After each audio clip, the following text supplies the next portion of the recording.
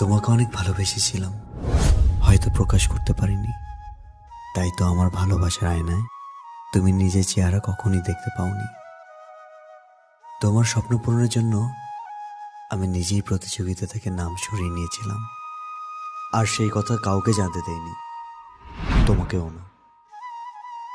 কিন্তু তখনও বুঝিনি জয়ের নেশা কতটা প্রবলভাবে তোমাকে গ্রাস করেছে।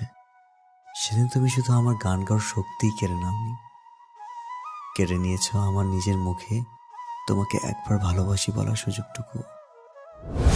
তুমি আমাকে বোবা করলেও আমার অনুভূতিকে বোবা করতে পারোনি।